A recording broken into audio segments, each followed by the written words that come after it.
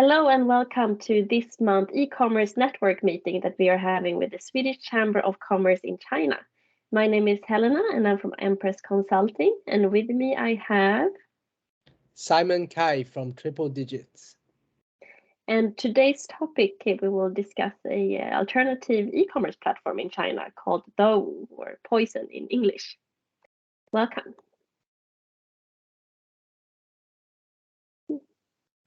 Okay, so today we will go through a few different things around the platform. So we'll have a short introduction of what Dewu is, and also talk a little bit about why brands should pay attention to this platform. And this platform is a little bit special from other e-commerce platforms in China, and it's based on a social e-commerce community. So we will talk a little bit about that as well. The products that are sold on the platform it's important they are authentic, and they also have inspectors checking these products. So we will look into that as well. And then also see what categories and brands that are on the platform today. What is the cost and approval procedure to be a brand on the platform? And what potential can we see in the future from this brand? So a short introduction. This platform, Dewu Poizon, was founded in Shanghai. This is also where the headquarters is, in 2015. So it's a relatively new platform. This started off as a sneakers platform. So it was mainly consumers selling cool sneakers to other consumers around China. But today there's a lot of different categories on the platform, and we would say that fashion and lifestyle, like cool brands, are in focus. The platform is totally app-based, and they have reported to have around 100 million monthly users. The biggest target group, which is different from like Tmall, is the Generation Z, around 50%, and 52% men and 48% women. So this also probably comes from how the platform started off, with the men being more interested in buying sneakers. But now today, there are a lot of other categories as well, like cosmetics, that also fits the women category very well. The platform's customers are mainly based in first and second tier cities, but we're also starting to see like third tier cities, like most other e-commerce platforms, also growing. There can be both flagship stores from brands on the platform, so like B2C, but also consumers selling to consumers, which might be the biggest part currently, C2C. And the platform is a little bit different from other platforms, and we'll look into that later, but it's very influencer content-based and interest-based, rather than working with like search words like you usually do on Tmall and Ding Dong. And why should brands pay attention to this platform? Again, it's not a traditional e-commerce platform. It's different. It's more based on the social community and recommendations from people that you admire or are influenced by. The gross merchandise value in 2020 was 100 billion, right? Yes. RMB. So this, Simon, is a little bit lower compared to like Tmall, but yeah, it's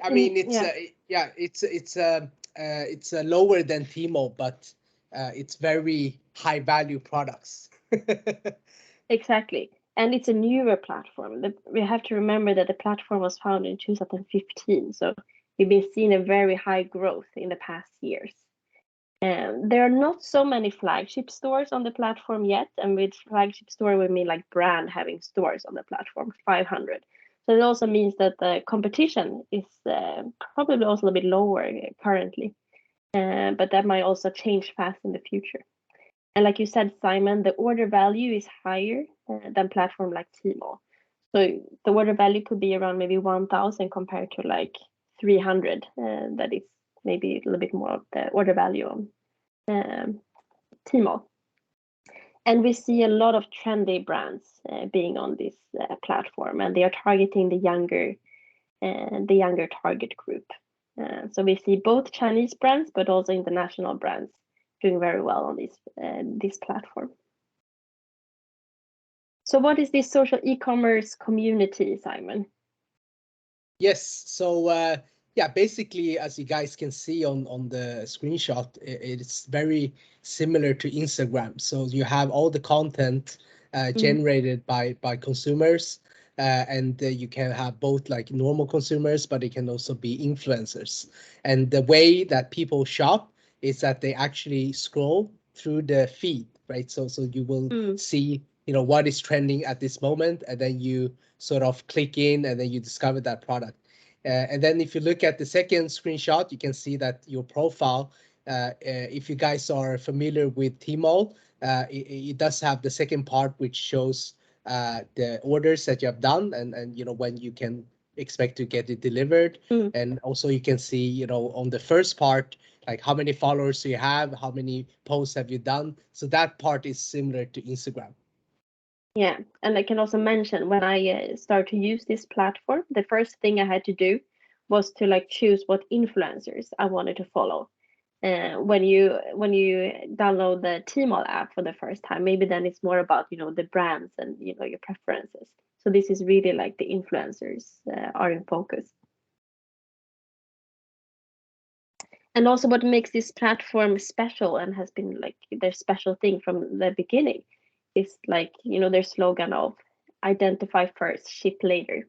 And so this means that all the products that are sold on the platform has to go through those logistics hub.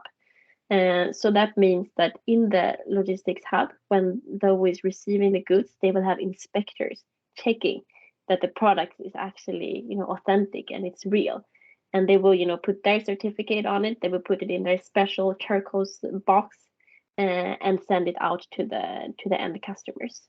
And as we know in China, authentic products are very important because there's been a long history in China of counterfeit products. So this is, I think, Dow has taken an extra step further to really make sure that the consumers can feel confident and that they are buying a real product and not fake, especially when you are selling C2C as well, from a consumer to another consumer, to make sure that the product is actually real. And what categories and brands can we see on the platform, Simon? Yeah, so you see nowadays a large variety of product categories. It's mainly still revolving through the fashion brands and shoes, but also you can see other luxury items. So the focus is on fashionable but higher value items. And then you have some brands that have brand stores like us with running Daniel Wellington, but also you have like Nike and Cartier, and then obviously you can also find brands such as Gucci and Supreme, but that is through resellers. So you have people buying that from the US, maybe a limited collection, and then they come back to China and then they sell it on Dewu. So it's a possibility to both for stores and also for private people to make money on the platform. Yeah, so we see there's a lot of like luxury brands, but also some more like lifestyle brands. Yeah, so I thought I would just show you guys very quickly how the customer journey looks like for our flagship store of Daniel Wellington. So as you guys can see on the left side, the people, they will discover the newest collections that we have through the feed, right? So we will actually work with a lot of influencers to make sure that they are posting products about our newest collections. And then when people see something they like, you can see on the second screenshot, then they can actually click on the product link, and that's how they make an order. So they see the product review, or it can be just like photos, and you can see like other people commenting, and that is how the customer journey looks like, right? And then the third screenshot is of our official store. So then obviously we have also a list of other products and with price, so people can see what other products there are. But actually that is not how people shop. So that is the biggest difference from Tmall, when people actually look through the flagship store and then they see so much information about each product. They don't on on the Dewu, but rather they are deciding whether buy or not through the other people's reviews. So this is the biggest difference between Dewu and the platforms such as Tmall. Yeah, because we talked about that in another session that we had, that it's, how important the content is, and, on the Tmall store, and how much designer you have to, update it. So this is completely different, which is very interesting. But that probably also have to do with the target group and their behavior. Exactly. Yeah. So for like Tmall, for example, then, you spend a lot of, you have a big budget, you have a budget for your, SEM, or you buy banners or search words. So for Dewu, how do you think there for the marketing budget? Is that more based on the influencers then? Yes, that's a very good question, Helena. So on Dewu, there's not a mature marketing platform such as on Tmall. So you don't really have a tool to, do ad spend, etc. But rather here you are using your brand value to create awareness, right? So for example, for Denny Wellington, that is a very popular brand in China. So we are able to send products to the larger influencers, and they are willing to, make reviews, etc. So that is how we create awareness on Dewu, right? Which in the end translates to sales. But I would say that even for a newer brand that is, new in China, but they have like a cloud, right? Like globally, they are like trendy, or like it's very in right now. I think they can succeed very well. So take if you have like a fashion brand, right? If that's a popular brand that's not in China at the moment, then you can work with using the same way, the influencers sending the product, and they'd be happy to make reviews, I believe. Okay, yeah, that's very, very interesting. So trendy brands should look into this platform. So how do you do then if you are a brand and you want to open a store? As I understand, not all the brands can open a store here, but you have to like apply or get approval from the platform. So what are the platform looking for? I think we already got a hint what kind of brands, but can you explain a little bit more about that? Yeah, of course. I mean, the brands that are welcome on the platform, right? It's actually it's sort of like not a standardized way that they accept. They will judge on the, the hypeness of your brand, right? That is how they decide if you can join or not. Another way we know that they're looking at is the existing sales on other platforms such as Tmall. Then that would be also a factor for them to decide whether or not they want you on the platform. Okay. So this could also be a good alternative to Tmall, for example, if you would like to reach another target group. So even if you already have a flagship store on Tmall, this can be a good way to reach another customer group. Exactly. So exactly. Yeah, and if you open a store, then you have to pay a deposit to the platform, which is on 50,000 RMB. So this is also similar to Tmall. This fee you will also get back if you would close the store one day. So it's not really a cost. There's no yearly fee, like Tmall and Jingdong, for example. They usually charge a yearly fee that you have to pay to the platform, but this doesn't exist here. There's a sales commission that you need to pay. It's 5% of sold goods or sold value that you have to pay to Dewu, probably on the monthly basis, or is it the daily order basis? It's the commission is based on the order value. Yeah. Okay. Yeah. And the inspector fee that we talked about, that each goods has to, or each order has to be checked by those inspectors, is 38 RMB per order. So this is a little bit high, but we have to remember also that the order value on this platform is also higher. And so probably, the platform is good for brands a little bit more premium and have a higher order value. And then the logistics fee from sending out from their hub to end consumers can be around 20 RMB, depending on where the customer is located in the country. And what potential can we see in the future of this platform, Simon? You worked with it for a few years now. Yes, exactly. We have worked with the platform a few years, and initially we didn't have high hopes either. But then, we really were able to grow our store a lot. So the Daniel Wellington store actually sells for more than 100 million RMB last year only on Dewu.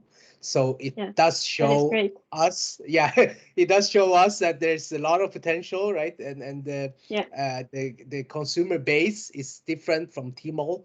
I would say you know, as a brand, you are reaching another type of group which might not be on Mm. Tmall. I usually say, you know, if your parents are on Facebook, then you're on Instagram. So this is sort of like the Instagram, right, where they are looking for new brands, new cool products that they can Mm. buy, which is Yeah. something they might not do on Tmall, right? The Tmall is Yeah. more, you know, find whatever you already know. Yeah. And I think this also shows that the consumers trust maybe the influencers more than actually the brands. Because on Tmall, again, you know, you put a lot of effort into doing the design and making sure that you're presenting your product in the right way. But Mm, here we can see that it's, you know, it's the influencers that are influencing the consumers to actually buy the product, and you know, creating these like social communities around, you know, the influencer, and then they will mm, recommend the product. So I think this is really something that will just keep growing in China. We already seen it for many years, social commerce, yeah. but this is really taking it to another level, I think, and putting it into one platform. So this, yeah, very interesting platform to follow and to try out. Yes, exactly. Mhm. Okay, that was it for today. Next month, we will talk about Tmall Global and why brands should look into this platform. Thank you very much. And if you would like to contact me or Simon, you have our contact information here. And if you would like to join our network in China, if you're a brand, please feel free to give us an email as well, and we will sign you up. Okay, Okay. Thank you, guys. thank Thanks for you. listening. Thank you. Bye Have bye. a good day. Bye bye.